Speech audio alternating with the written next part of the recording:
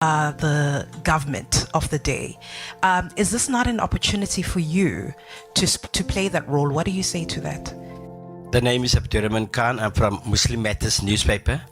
I think 2 years ago, CIC made a statement that the President Ramaphosa is a project of the DA. Can you expound on that, what you mean by that, and do you think this is what it is all about, this government of national unity, and they're now in bed with the DA? And secondly is, do you foresee the demise of the ANC? Jamie Mighty from Africa Research Desk. My question is around funding. You've pointed out that the Oppenheimers have influenced the political outcomes by the discourse through funding of various political parties.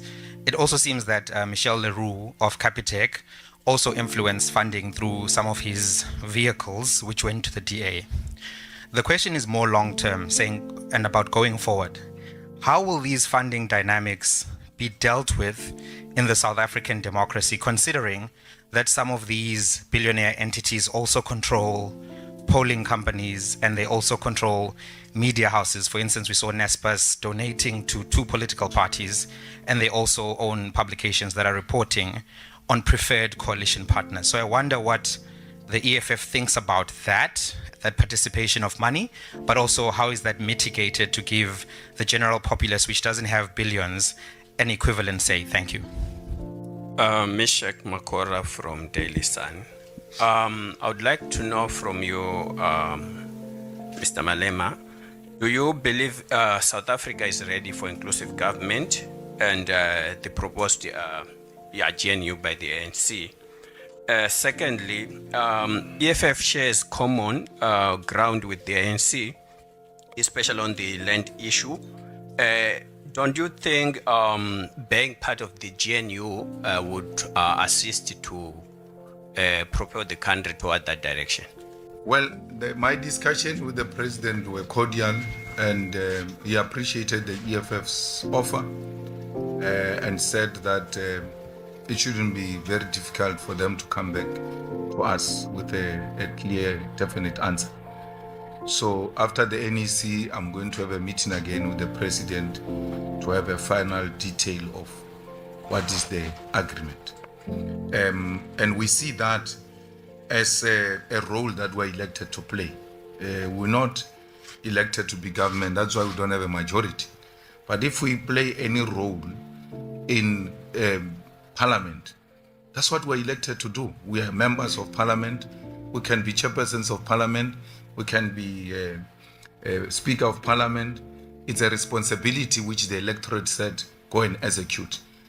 So playing an oversight will not necessarily only mean that you must be in opposition and without any single position in the legislature or parliament.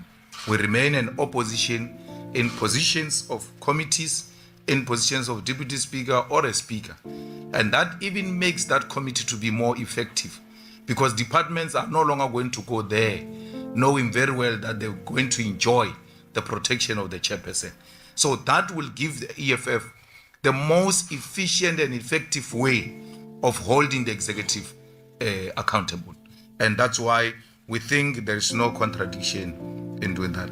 The interpretation I've given to you, it's a plan B. The first plan was to buy South Africa through the funding of political parties. That's why there is a party change which was given more than 30 million. It ended up not participating in the election. Then Rise Mzansi and all kinds of political parties given huge millions. And what did South Africans do? Rejected those millions. So this answers the same question. What are you saying about the future funding by these institutions which have got control over the research institute, which have got control over the media? South Africans are going to become more and more wiser, and they've demonstrated during these elections that they cannot be bought. They rejected millions. The Oppenheimers were dishing out money unashamedly. When we say Oppenheimers, we mean all of those people. Oppenheimer is a representative of those multimillionaire families of the Ruperts and the Minels and all of them, who have been pumping money to try and manipulate the political landscape in South Africa, and that has successfully failed. So what do? We retreat back to our traditional political parties and then unite them. The IFP is not an organization outside the Oppenheimers. It was formed by them. Who in his rightful mind will give Tlhabisa 20 million? Because he can't even speak to that 20 million himself. So why would someone say, yes, 20 million to Tlhabisa? To do what with it? Tlhabisa was given 20 million and then he was pushed out of the campaign. The campaign was run by the chairperson and the premier candidate of the IFP in KZN. I found Tlhabisa campaigning in Malamulele. I'm like, what is he doing in Malamulele? That's how much he was pushed out of the campaign. But the money was put inside the IFP because the IFP is an entity of the Oppenheimer family. You have all seen at the Prince Mangosuthu Buthelez's funeral, where no less than 4 members of the Oppenheimer family are in attendance. There is a video of them greeting President Ramaphosa at Prince Mangosuthu Buthelez's funeral. The Oppenheimers did not go to Mandela's family. They were not a factor in Mandela's family, a funeral. The Oppenheimers did not go to Obama's lecture in Johannesburg about Mandela, that memorial, what. They were not playing any role. But in the Prince Mangosuthu Buthelez's funeral, they played a prominent role. Why? The Oppenheimers wanted Prince Mangosuthu Buthelezi to be the first black president of South Africa.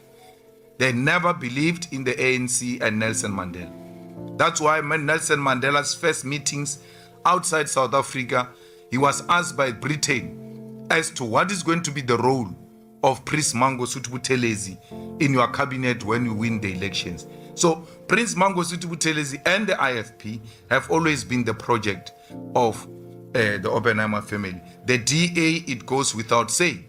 They control it. Now, they've got hold on the president of the ANC, and the situation demand that they must all come together. The DA complained and supported the impeachment of the president. The DA complained about Paul Mashatile. The DA complained about all the corrupt people. All of a sudden, they've got nothing to say about those people. That is an indication that someone came to take out the brain and said, we're moving this direction and we don't want to be questioned. Why would all of a sudden the DA see holy and good leadership in the ANC when they've not throughout the years? Is because when the numbers put together, the Oppenheimers see that they will still continue to be in charge. So the ANC played with an opportunity to isolate imperialist forces and the white monopoly capital in South Africa. This was an opportune moment for progressive political formations to come together. The president says to me, we cannot form the GNU without a DA because we want a non-racial GNU. I asked him a question. Are you saying the ANC is not a non-racial organization? Because the ANC is a non-racial organization without the DA.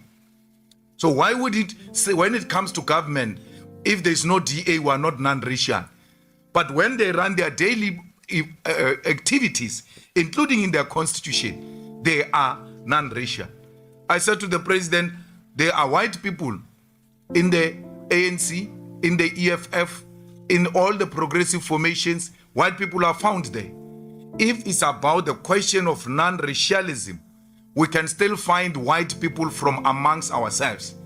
It's not the question of non-racialism. We are not opposed to white people. We are opposed to white supremacy. We are opposed to racism. We are opposed to Afrikanerdom.